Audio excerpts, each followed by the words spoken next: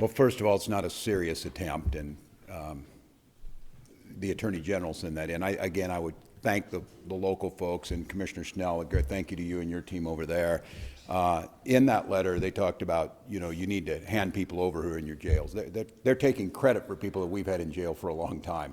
We always hand them over, and the commissioner very clearly. So they're lying. They're lying. This has nothing to do with fraud. As the Attorney General said, they're not sending us forensic accountants, and these are things that have been we're dealing with now and have been for quite some time. So look, it's not a serious attempt to get at this. The way to fix this is get these folks out of here. We've continued to work with them. They asked us for these numbers. We provided them. We continue to show, and they're not serious. And look, I think everybody understands what the last request was, totally unrelated to anything on the voter files. This is, again, as the Attorney General said, Donald Trump telling everybody that the election was rigged, who started all this nightmare for America. Has nothing to do with it. And I would just give a pro tip to the Attorney General. There's 2 million documents in the Epstein files we're still waiting on. Go ahead and work on those. Governor Wallace, this is for you, the Attorney General. If they're not honoring judicial warrants, how can you trust that they're going to be honoring this temporary restraining order? Well, that's a good question. I'm glad you asked it because, since Trump 2 began, and even including Trump 1, we filed a lot of lawsuits. We're north of 50 now, and they've been on everything from birthright citizenship to SNAP to things like the National Institute of Health to EV to all kinds of things, and they've been complying with the orders. Now, I will say, the foot drag, we've had to threaten them with contempt a few times, and I'm not saying that the compliance has been good. I am saying that open defiance of court orders is not something that we've experienced. And so I have every reason to believe that they will obey the court order. Now, if they don't, we have recourse and we'll pursue that recourse. On a deeper level, your question, I would simply say this. Just because they may not do the right thing does not absolve us of the responsibility of doing the right thing. Yeah. We're going to seek legal recourse, and if they disobey a court order, then that's on them. But we're going to seek those orders, and we're going to insist that they be followed. Local sheriffs have said they lack the legal authority to arm ICE detainers, and that's something the Attorney General Ellison has said as well. They lack the authority to administer law. Is that an authority you could just give them? Paul, you want to talk about that? Not prisons, but county sheriffs and jails. So really, the key issue here is I think most sheriffs in the state do fully honor ICE detainers and provide notification. The issue becomes when they have a lawful reason to be released, bail, released by judicial order. The jail cannot hold that person beyond that point in time. That's the fundamental issue. There is not a lack of cooperation. There is just some legal boundaries. We've had some conversations with ICE about this. We think that there may be some things that could be worked out, but I don't think that's the core issue that we're really dealing with here. Can I simply say that it puts Minnesota in a very difficult position, because if such a person were held beyond a period of time when the state court has the authority to hold them, then the state court is exposing itself to liability. So ICE just has to show up and do its job. That's the fundamental question here. And that's the fundamental argument they keep making. We cooperate. We don't do their job. You saw it this week with rural, conservative Cottonwood County. Sheriff had someone, told them this person's time is done. We can't just hold them indefinitely. It's against the law. So we're going to release this guy. Come and get him. They're too busy up here doing what they did yesterday to go pick up someone who actually should be removed from this country. And I don't know how many times they try and confuse the people across this country. It's their job to do immigrations and customs enforcement. It's law enforcement's job to do law enforcement in Minnesota.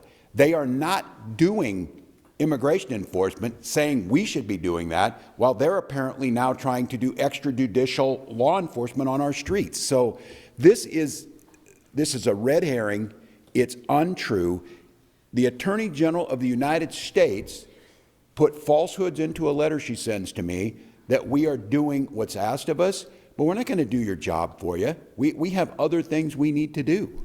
Attorney General, how concerned are you, getting back to the evidence in front of you? Right. That you might not get access to his camera footage, and that you might not get to the bottom of whether he was carrying an ID or not? I am deeply concerned about the preservation of evidence, which is why we went to court last night. But I have faith in Judge Tonsru's order that it will be followed, and I can tell you that Minnesota officials are going to do everything we can to get to the truth. And again, as a prosecutor, I am not allowed to say what the final outcome is going to be. We have to get the evidence and find out. But if you're asking me, Tom, if I'm concerned, you better believe I am concerned. But look, they've got the order. Now they're going to defy the court if they don't follow it. As a quick follow, you met with Vice President Vance when he was in town on Thursday, I understand. I did. Can you tell us about what the tenor of that meeting was? His goal was to turn down the temperature. 2 days later, there was the shooting. Well, I guess it didn't work, huh? Yeah. I mean, here's the thing. Governor Walz and I were in Congress together for 12 years before both of us went to go serve in the state government. We're used to talking to these folks. Why not see if there's something that can be arrived at? I can tell you that it was a polite meeting. I can also tell you that I walked out of there thinking that we probably weren't going to get anywhere. Because quite honestly, a few hours late, not even hours, a few minutes later, he just got up there and just articulated the same talking points he made to me in the meeting. I tried to correct him. He didn't want to hear that. And so I'm like, well, welcome to Minnesota. Thank you very much. You both of us have things to do. So see you later. And I left.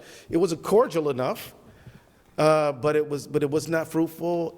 But look, I just think that, and I'm sure the governor agrees, if you can try to talk to somebody sensibly, we do. But that one didn't get where we had hoped. Let's do one more from the end. Yeah, Lauren Gurley here from the Washington Post. Do you know if the federal agents who were directly around Freddie during the time of the shooting are still out on the street in Twin Cities or anywhere else in Minnesota? Any of them? Don't know. Don't know. They don't talk to us. They don't tell us. They don't. Attorney General said, with the BCA being denied access to the scene after getting a warrant, is there recourse for them that way, or do you feel that this restraining order that you obtained requiring the federal government to preserve evidence is that recourse? So there are certain legal strategy decisions that I'm not at liberty to just go on about in a meeting like this one. What I can tell you is that both the warrant and the TRO are evidence of our resolve. And we are going to get to the truth of what happened to Mr. Alex Preddy and to the truth of what happened to Renee Good. And that's what we're pledging. And we're going to use every legal means to do that. So I can't tell you, I'm not at liberty to tell you what you're asking me, but I am here to assure the public and who's listening that we are going to get to the truth of this matter, and we won't be deterred and we won't be denied. Just a quick one for Jameson. We did see BCA agents at the shooting scene this morning. Can you confirm what they were doing there? Absolutely. The question is about whether or not the BCA agents were on the scene of the shooting this morning, and they were continuing to collect evidence that they've seen. They're also doing some canvassing of the neighborhoods.